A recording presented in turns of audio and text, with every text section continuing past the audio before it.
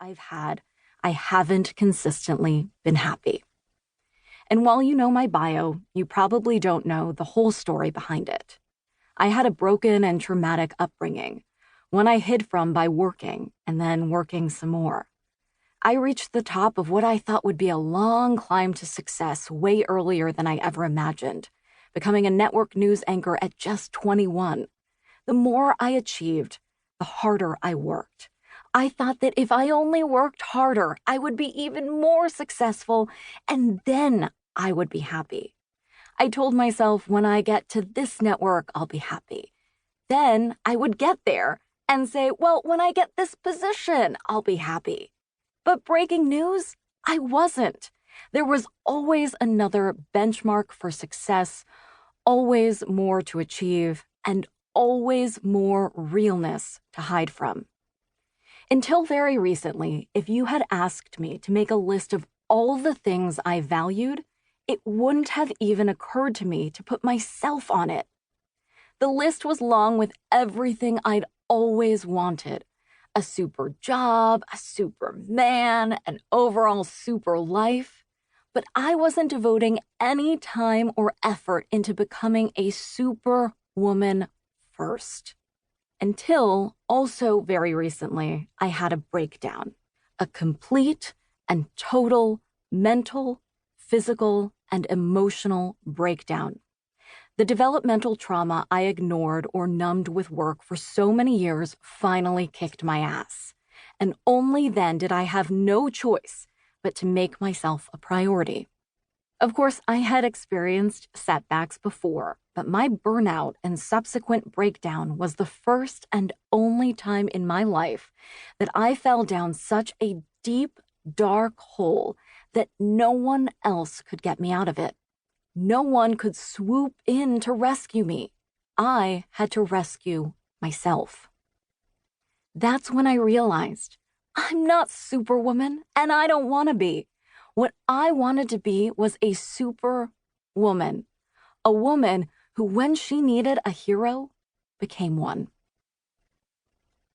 My climb from rock bottom was a long one. If you're starting at a higher place than me, well, I'm not mad at you. But you still have to climb to get to the top. There's no secret elevator. There's no quick fix.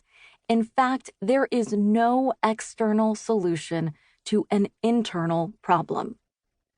If you think you're okay just muscling through your problems as they arise, or maybe even you think you found balance, keep thinking.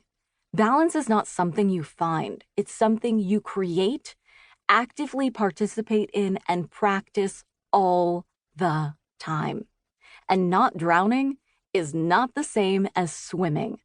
The space between hanging in there and being truly happy is where the real work is. My space was a pretty big one, but if I could close that gap, then anyone can, including you.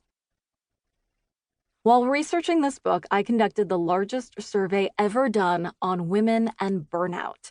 I developed it with the help of the Institute for Applied Positive Research.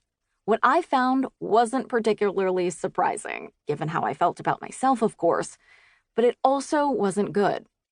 82% of respondents have experienced burnout, and 89% have felt they were on the verge of burnout.